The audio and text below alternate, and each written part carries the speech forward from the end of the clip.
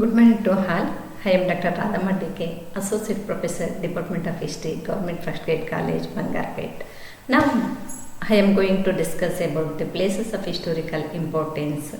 BNU ನಲ್ಲಿರುವಂತಹ SCP ಸಿಲೆಬಸ್ನ ಮೊದಲ ಸೆಮಿಸ್ಟರ್ನ history of ancient ಇಂಡಿಯಾದಲ್ಲಿ ಬರುವಂತಹ ಒಂದು ಐತಿಹಾಸಿಕ ಸ್ಥಳಗಳ ಮಹತ್ವ ಅನ್ನೋ ಒಂದು ವಿಚಾರದ ಬಗ್ಗೆ ಇವತ್ತು ಮಾತಾಡೋಣ. ನೋಡಿ, ಪ್ರತಿ ಒಂದು ಸೆಮಿಸ್ಟ್ರಲ್ಲೂ ಸಹ ಇತಿಹಾಸದ ಒಂದು ಪಠ್ಯ ವಿಷಯದಲ್ಲಿ ಮ್ಯಾಪ್ ವರ್ಕ್ ಅಂತ ಇರುತ್ತೆ. ಆ ಮ್ಯಾಪ್ ವರ್ಕ್ಗೆ ಸಂಬಂಧಿಸಿದ ಹಾಗೆ ಐತಿಹಾಸಿಕ ಸ್ಥಳಗಳು ಅಂತ ಕೊಟ್ಟಿರ್ತಾರೆ. ಅದರಲ್ಲಿ ನೋಡಿ, ಹರಪ್ಪ ಅನ್ನೋದು ಮೊದಲ ಒಂದು ಪ್ಲೇಸ್. ಇದು ನಮಗೆಲ್ಲ ಗೊತ್ತಿರೋ ಹಾಗೆ ಇಡೀ ಜಗತ್ತಿನಲ್ಲೇ ಭಾರತದ ಒಂದು ನಾಗರಿಕತೆ ಇತ್ತೋ ಆ ನಾಗರಿಕತೆಯ ಒಂದು ದೊಡ್ಡ ಪ್ರಮಾಣದ ನಗರ ಕೇಂದ್ರ. ಅಲ್ಲದೆ ಇದು ಪ್ರಸ್ತುತ ಪಂಜಾಬ್ನ ಮಾಂಟೆಗೊಮರಿ ಜಿಲ್ಲೆಯಲ್ಲಿದೆ. ಇದನ್ನು ಮೊದಲ ಬಾರಿಗೆ ಸಂಶೋಧನೆ ಮಾಡಿದಂತಹ ಭೂಗೋಳಶಾಸ್ತ್ರಜ್ಞರು ಅಂದರೆ 1921ರಲ್ಲಿ ದಯಾರಾಮ್ ಸಹನಿ ಅನ್ನೋರು ಸಂಶೋಧನೆ ಮಾಡಿದರು. ಈ ಒಂದು ನಾಗರಿಕತೆಯ ಪ್ರಮುಖ ನಗರ ಕೇಂದ್ರವಾದಂತಹ ಈ ಒಂದು ಹರಪ್ಪದಲ್ಲಿ ಹಲವಾರು ಒಂದು ಕುರುಹುಗಳನ್ನು ಕಾಣ್ಬೋದು. ಅದರಲ್ಲಿ ಸಾರ್ವಜನಿಕ ಉಗ್ರಾಣಗಳಿರ್ಬೋದು, ಹಾಗೆಯೇ ಈ ಒಂದು ರಸ್ತೆಗಳ ಒಂದು ಮಾದರಿ ಇರ್ಬೋದು, ಮನೆಗಳನ್ನು ಕಟ್ಟಿರುವಂತಹ ಒಂದು ವಿಧಾನ ಇರ್ಬೋದು, ಇವುಗಳೆಲ್ಲವನ್ನ ನಾವು ನೋಡ್ಬೋದು. ಆದರೆ ಅದಕ್ಕೆಲ್ಲಕ್ಕಿಂತ ಭಿನ್ನವಾಗಿರೋದು ಸಾರ್ವಜನಿಕ ಉಗ್ರಾಣ. ಇದು ಎಸ್ಪೆಷಲಿ ನೋಡಿ, ಉಗ್ರಾಣ ಅಂದರೆ ನಾವು ಮನೆಗಳಲ್ಲಿ ದವಸ ಧಾನ್ಯಗಳನ್ನು ಶೇಖರಿಸಿ ಇಡೋದಕ್ಕೆ ಬಳಸುವಂತಹ ಒಂದು ವಿಚಾರದನ್ನ ಅಥವಾ ಒಂದು ಉಗ್ರಾಣ ಅಂತಲೇ ಕರಿತೀವಿ. ಈ ಉಗ್ರಾಣದಲ್ಲಿ ಆ ಕಾಲಘಟ್ಟದಲ್ಲೇ ಎಷ್ಟರ ಮಟ್ಟಿಗೆ ಮುಂಜಾಗ್ರತಾ ಕ್ರಮಗಳನ್ನು ಹೊಂದಿದ್ರು, ಮತ್ತು ತಮ್ಮ ಒಂದು ಭವಿಷ್ಯದಲ್ಲಿ ಆಗುವಂತಹ ಒಂದು ನೈಸರ್ಗಿಕ ವಿಕೋಪಗಳಿರ್ಬೋದು ಅಥವಾ ಅನಿಶ್ಚಿತ ಮಳೆಯಿಂದಾಗಿ ದವಸ ಧಾನ್ಯಗಳ ಉತ್ಪಾದನೆ ಆಗದೆ ಇರ್ಬೋದು ಅನ್ನೋ ಒಂದು ಮುನ್ನೆಚ್ಚರಿಕೆಯಿಂದಾಗಿ ಮೊದಲೇ ಹೆಚ್ಚುವರಿ ದವಸ ಧಾನ್ಯಗಳನ್ನು ಸಂಗ್ರಹಿಸಿ ಇಡ್ತಾ ಇದ್ದಂತಹ ಒಂದು ವಿಧಾನವನ್ನು ನಾವಿಲ್ಲಿ ನೋಡ್ತೀವಿ. ಅದರಲ್ಲೂ ಹರಪ್ಪದಲ್ಲಿ ಸಿಕ್ಕಿರುವಂತಹ ಸಾವಿರಾರು ಸಂಖ್ಯೆಯ ಒಂದು ಉಗ್ರಾಣಗಳು ಇದ್ದಾವೆ, ಸಣ್ಣ ಪುಟ್ಟ ಉಗ್ರಾಣಗಳಿದ್ದಾವೆ. ಅದರಲ್ಲಿ ಅದು ಮೊದಲ ಬಾರಿಗೆ ನಾವು ನೋಡಿದ್ದು ಏನಪ್ಪ ಅಂದ್ರೆ ಒಂದು ಬೃಹತ್ ಪ್ರಮಾಣದ ಒಂದು ಉಗ್ರಾಣ. ಏನು ಇರಬಹುದು ಅಂತಂದರೆ, ಇದು ನೋಡಿ 169 ಅಡಿ ಉದ್ದ ಇದೆ, 135 ಅಡಿ ಅಗಲ ಇರುವಂತಹ ಒಂದು ದೊಡ್ಡ ಪ್ರಮಾಣದ ಉಗ್ರಾಣವನ್ನು ನೋಡ್ಬೋದು. ಅದು ಹರಪ್ಪದ ಒಂದು ವಿಶೇಷತೆ ಅಂತ ನಾವು ನೋಡ್ತೀವಿ. Harappa located in the Montgomery district of Punjab. It is a major city of the Indus Valley civilization. It was excavated by Dyaram Sahani in 1921. The site is notable for its large public granary. ಇದಕ್ಕೆ ಸಂಬಂಧಿಸಿದ ಹಾಗೆ ನೋಡಿ, ಇದನ್ನು ನಾವು ನೋಡ್ತೀವಿ. ಹರಪ್ಪದಲ್ಲಿರುವಂತಹ ಒಂದು ನಗರವಾದ ಒಂದು ನಿರ್ಮಾಣ, ಮನೆಗಳು, ಕಾರ್ಮಿಕರ ಮನೆಗಳ ನಿರ್ಮಾಣ ಆಗಿರೋದು, ಇಲ್ಲಿರುವಂತಹ ಒಂದು ವಾಸ್ತು ರಚನೆ ಅಥವಾ ಆ ಒಂದು ಶಿಲ್ಪಕಲೆ ಅಂತ ನಾವು ನೋಡ್ತೀವಿ. ಇದನ್ನೆಲ್ಲ ನಾವು ನೋಡ್ತೀವಿ. ನೆಕ್ಸ್ಟ್ ಒಂದು ನೋಡಿ, ಉಜ್ಜಯಿನಿ ಅನ್ನೋ ಒಂದು ಪ್ರದೇಶ. ಏನಿದು ಉಜ್ಜಯಿನಿ, ಎಲ್ಲಿ ಬರುತ್ತೆ ಅಂತ ನೋಡೋದೇ ಆದರೆ, ಉಜ್ಜಯಿನಿ ಮಧ್ಯಪ್ರದೇಶದಲ್ಲಿ ಕಂಡುಬರುತ್ತೆ. ಈ ಉಜ್ಜಯಿನಿ ಗುಪ್ತರ 2ನೇ ರಾಜಧಾನಿ ಆಗಿತ್ತು. ಮತ್ತು ಇಲ್ಲಿ ಕಾಳಿಕಾ ದೇವಾಲಯ ಸಹ ಇದೆ. ಪ್ರಾಚೀನ ಭಾರತದ ಒಂದು ಮಹತ್ವದ ವಿದ್ಯಾಕೇಂದ್ರವಾಗಿತ್ತು ಅನ್ನೋದು ನಮಗೆಲ್ಲ ಗೊತ್ತಿದೆ. ಅಲ್ಲದೆ ಉಜ್ಜಯಿನಿಯಲ್ಲಿ ನಾವು ಈ ಒಂದು ಮೌರ್ಯರಿಗೆ ಲಿಂಕ್ ಕೊಡೋದೇ ಆದರೆ, ಅಶೋಕ ಸಹ ಈ ಒಂದು ಉಜ್ಜಯಿನಿಯಲ್ಲಿ ಆಳ್ವಿಕೆಯನ್ನು ಮಾಡಿದ್ದ ಅವರ ಪ್ರಾಂತ ಆಡಳಿತವಾಗಿತ್ತು ಅಂತ ನಾವು ಆಡಳಿತಕ್ಕೆ ಒಳಪಟ್ಟಿತ್ತು ಅಂತ ನಾವು ನೋಡ್ಬೋದು. ಹಾಗಾಗಿ ಉಜ್ಜಯಿನಿ ನೋಡಿ, ಇಲ್ಲಿ located in Madhya Pradesh, the second capital of the Guptas. There is the Kalika temple here. It was a centre of learning in ancient India ಅಂತ ನಾವು ನೋಡ್ತೀವಿ. Learning one of the centre, learning centre ಅಂತ ನಾವು ನೋಡ್ತೀವಿ. ವಿಶ್ವವಿದ್ಯಾಲಯದ ರೀತಿ ಇದ್ದಂತಹ ಒಂದು ಮಹತ್ವವನ್ನು ನಾವು ಕಾಣ್ತೀವಿ.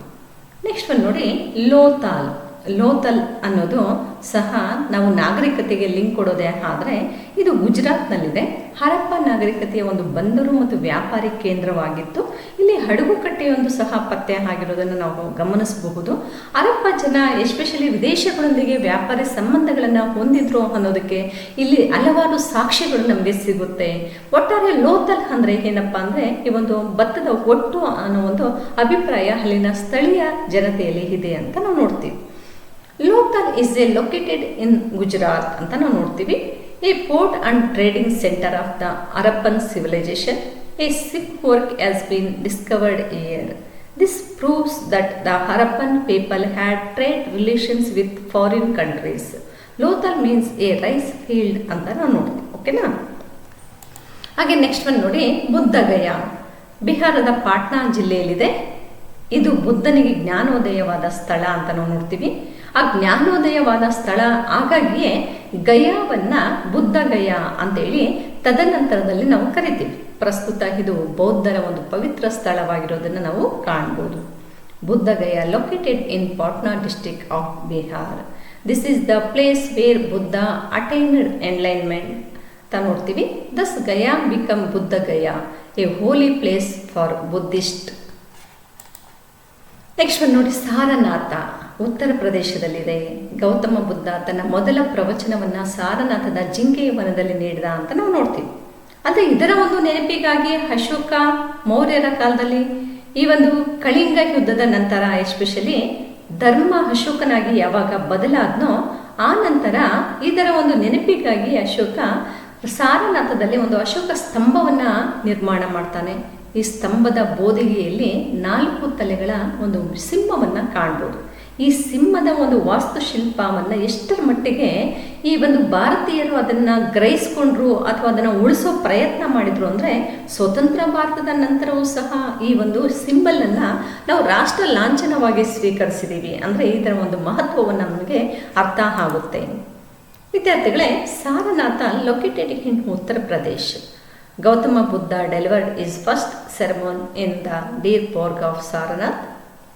In memory of this, Ashoka built the Ashoka pillar here. The 4-headed lion on the pedestal of the pillar has been adopted by independent India as its national emblem ಅಂತ ನೋಡ್ತೀವಿ. ನೋಡಿ, ಇಲ್ಲಿ ಸಾರನಾಥ ಎಲ್ಲಿ ಬರುತ್ತೆ? ಉತ್ತರ ಪ್ರದೇಶದ ಒಂದು ಇದರಲ್ಲಿ. ನೆಕ್ಸ್ಟ್ ಒಂದು ನೋಡಿ, ಪಾಟಲಿಪುತ್ರ. ಬಿಹಾರದ ಈಗಿನ ರಾಜಧಾನಿ ಪಾಟ್ನವೇ ಪಾಟಲಿಪುತ್ರ. ಈಗ ಪಾಟ್ನಾ ಅಂತ ಕರಿತೀವಿ, ಮೊದಲು ಪಾಟಲಿಪುತ್ರ ಅಂತ ಕರಿತಾ ಇದ್ವಿ. ಎಸ್ಪೆಷಲಿ ಪಾಟಲಿಪುತ್ರ ಮೌರ್ಯರ ಮತ್ತು ಗುಪ್ತರ ಕಾಲದ ರಾಜಧಾನಿ ಆಗಿತ್ತು. ಅಶೋಕ 3ನೇ ಬೌದ್ಧ ಸಮ್ಮೇಳನವನ್ನು ಸಹ ಇಲ್ಲಿ ನಡೆಸಿದ್ದನ್ನು ನಾವು ನೋಡ್ತೀವಿ, ಕ್ರಿಸ್ತಪೂರ್ವ 251ರಲ್ಲಿ. ಅಶೋಕ ಈ ಒಂದು ಕಳಿಂಗ ಯುದ್ಧದ ನಂತರ ಬೌದ್ಧ ಧರ್ಮವನ್ನು ಸ್ವೀಕರಿಸಿದ ನಂತರ ಅದನ್ನು ಪ್ರಚಾರ ಮಾಡಬೇಕು ಅನ್ನೋ ಒಂದು ಸದುದ್ದೇಶವನ್ನು ಇಟ್ಕೊಂಡೇ ಕ್ರಿಸ್ತಪೂರ್ವ 251ರಲ್ಲಿ ಈ ಒಂದು 3ನೇ ಬೌದ್ಧ ಸಮ್ಮೇಳನವನ್ನು ನಡೆಸ್ತಾನೆ ಅಂತ ನೋಡ್ತೀವಿ. ಇಲ್ಲಿ ಆ ಬೌದ್ಧ ಸಮ್ಮೇಳನದ ಒಂದು ಅಧ್ಯಕ್ಷತೆಯನ್ನು ಮೊಘಲಿಪುತ್ರ ತಿಸ್ಸಾ ಅನ್ನೋರ ಅಧ್ಯಕ್ಷತೆಯಲ್ಲಿ ಈ ಒಂದು ಕಾರ್ಯಕ್ರಮವನ್ನು ಅಥವಾ ಈ ಒಂದು ಸಮಾರಂಭವನ್ನು ಏರ್ಪಡಿಸಿದ್ದನ್ನು ನಾವು ಕಾಣ್ಬೋದು ಅಂತ ನೋಡ್ತೀವಿ. ಅಲ್ಲದೆ ಈ ಒಂದು ಪಾಟಲಿಪುತ್ರದಲ್ಲಿ ವಿಶೇಷವಾದಂತಹ ಒಂದು ನಗರಾಡಳಿತ ಇತ್ತು ಅಂತೇಳಿ ಗ್ರೀಕ್ನ ರಾಯಭಾರಿಯಾದಂತಹ ಮೆಗಾಸ್ತನಿಸ್ ಇಲ್ಲಿಗೆ ಭೇಟಿ ನೀಡಿದಾಗ ಆ ನಗರಾಡಳಿತವನ್ನು ಕಂಡು ತುಂಬಾನೇ ಹೊಗಳಿದ್ದಾನೆ. ಮತ್ತೆ ಇಲ್ಲಿ ಪ್ರಸಿದ್ಧವಾದಂತಹ ಅಶೋಕನ ಅರಮನೆಯನ್ನು ಸಹ ನಾವು ನೋಡ್ಬೋದು. ಈ ಅರಮನೆಯನ್ನ ಸಹ ಪಾಹಿಯನ್ನು ತನ್ನ ಗೋಕೋಕಿ ಅನ್ನೋ ಒಂದು ಪುಸ್ತಕದಲ್ಲಿ ಏನು ಮಾಡಿದ್ದಾನೆ, ಅದರ ಬಗ್ಗೆ ವಿಚಾರಗಳನ್ನು ದಾಖಲಿಸಿ ಇಟ್ಟಿರೋದನ್ನು ನಾವು ಕಾಣ್ಬೋದು. Pataliputra, the present capital of Bihar is Patna. It was the capital of the Mauryas and Guptas. Ashoka held the third Buddhist council year. The Greek ambassador Megasthenes visited Pataliputra and praised the city's administration. Pahian praised the famous Ashoka's palace here in this Gokaki. Next ನೋಡಿ, ತಕ್ಷಶಿಲಾ. ಪಶ್ಚಿಮ ಬಂಗಾಳದಲ್ಲಿದೆ, ಪಶ್ಚಿಮ ಪಂಜಾಬಿನಲ್ಲಿದೆ. ಇದು ಗಾಂಧಾರ ರಾಜ್ಯದ ರಾಜಧಾನಿ ಆಗಿತ್ತು. Alexander ತಕ್ಷಶಿಲೆಯ ರಾಜನಾದಂತಹ ಅಂಬಿಯನ್ನು ಗ್ರೀಕ್ನ Alexander ಅಂತ ನೋಡ್ತೀವಿ. ಇಡೀ ಪ್ರಪಂಚವನ್ನು ಗೆಲ್ಲಬೇಕು ಅನ್ನೋ ಒಂದು ಆಕಾಂಕ್ಷೆಯನ್ನು ಇಟ್ಕೊಂಡು ಬಂದಂತಹ ಅಲೆಕ್ಸಾಂಡರು ತಕ್ಷಶಿಲೆಯಲ್ಲಿದ್ದಂತಹ ರಾಜ, ಸ್ವತಂತ್ರ ರಾಜ, ತುಂಬನೇ ರಾಷ್ಟ್ರಾಭಿಮಾನವನ್ನು ಹೊಂದಿದ್ದಂತಹ ವ್ಯಕ್ತಿ ಹಂಪಿಯನ್ನು ಸೋಲಿಸ್ದ. ಅಲ್ಲದೆ ಮೌರ್ಯರ ಪ್ರಾಂತೀಯ ರಾಜಧಾನಿ ಆಗಿತ್ತು ತಕ್ಷಶಿಲಾ. ಮತ್ತು ಪ್ರಾಚೀನ ಭಾರತದ ಒಂದು ಪ್ರಖ್ಯಾತ ವಿಶ್ವವಿದ್ಯಾಲಯವಾಗಿತ್ತು. ಹಾಗಾಗಿ ಇದನ್ನು ವಿದ್ಯಾ ಕೇಂದ್ರ ಅಂತ ನಾವು ಕರಿತೀವಿ. ಅರ್ಥಶಾಸ್ತ್ರದ ಕರ್ತೃ ಮೌರ್ಯರ ಒಂದು ಆ ಪ್ರತಿಯನ್ನು ಕೊಟ್ಟಂತಹ ಆ ಒಂದು ಕೌಟಿಲ್ಯ ಅಂತ ಏನು ಕರಿತೀವೋ, ಆ ಕೌಟಿಲ್ಯನ ಅರ್ಥಶಾಸ್ತ್ರ ಎಷ್ಟು ಒಂದು ಅದ್ಭುತವಾದಂತಹ ಗ್ರಂಥ ಅಂತ ಪರಿಗಣಿಸಿದ್ದೀವಿ. ಅಂತಹ ಕೌಟಿಲ್ಯನ ಒಂದು ಜ್ಞಾನವನ್ನು ಈ ಒಂದು ವಿಶ್ವವಿದ್ಯಾಲಯ ನೀಡ್ತು ಅಂತ ತಪ್ಪಾಗೋದಿಲ್ಲ. ಯಾಕೆ ಅಂತಂದರೆ ಕೌಟಿಲ್ಯ ಈ ಒಂದು ವಿದ್ಯಾಕೇಂದ್ರದ ಒಂದು ವಿದ್ಯಾರ್ಥಿಯಾಗಿ ಅಧ್ಯಯನ ಮಾಡಿದರು, ಅಲ್ಲದೆ ಇಲ್ಲಿ ಅಧ್ಯಾಪಕ ವೃತ್ತಿಯನ್ನು ಸಹ ಮಾಡಿದರು ಅಂತ ನಾವು ನೋಡ್ತೀವಿ. Takshashila located in western Punjab. It was the capital of the Gandhara Kingdom. Alexander defeated King Ambi of Takshila. It was the provincial capital of the Mauryas. It was a famous educational center of ancient India. The author of economics Kautilya studied here ಅಂತ ನೋಡ್ತೀವಿ. ನೋಡಿ, ಇಲ್ಲಿ Takshashila museum ಅನ್ನು ನೋಡ್ಬೋದು.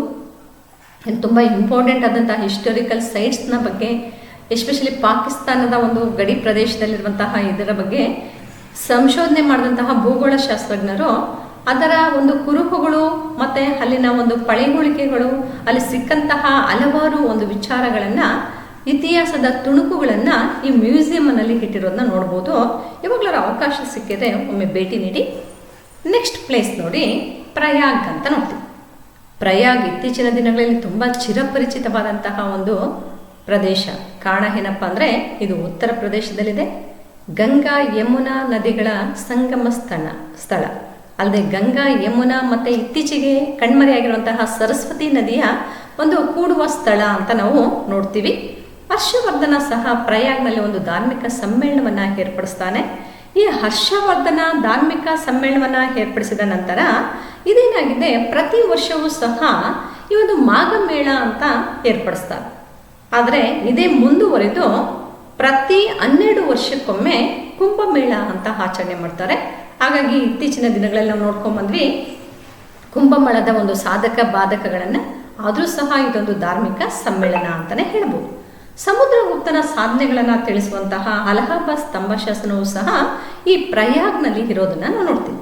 ಈ ಪ್ರಯಾಗನ್ನು ಅಲಹಾಬಾದ್ ಅಂತಲೂ ಕರೀತಾರೆ. ಓಕೆನಾ ವಿದ್ಯಾರ್ಥಿಗಳೇ?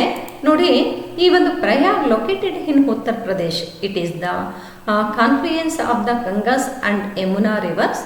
Harshavardhana organized the Prayag religious conference. This continued and is now the Kumbh Mela.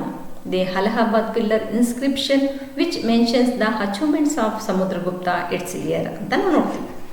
ವಿದ್ಯಾರ್ಥಿಗಳೇ ನೋಡಿ, ಈ ಒಂದು ಸೆಷನ್ನಲ್ಲಿ ನಾವು ಏನೋ ಡಿಸ್ಕಸ್ ಮಾಡಿದ್ವೋ ಅದು ತುಂಬ ಅದ್ಭುತವಾದಂತಹ ಒಂದು ವಿಚಾರಗಳು ಆಗಿತ್ತು. ಆದರೂ ಸಹ ಈ ಒಂದು ವಿಚಾರಗಳ ಬಗ್ಗೆ ನಾವು ನೋಡೋದೇ ಆದರೆ, ಇದನ್ನು ನಾವು ಅರ್ಥ ಮಾಡ್ಕೊಂಡಿದ್ದೇ ಆದರೆ, ನೋ ಡೌಟ್ ಅಬೌಟ್ ದಿ ಏನು ನಾವು ಅರ್ಥ ಮಾಡಿಕೊಂಡ್ರೆ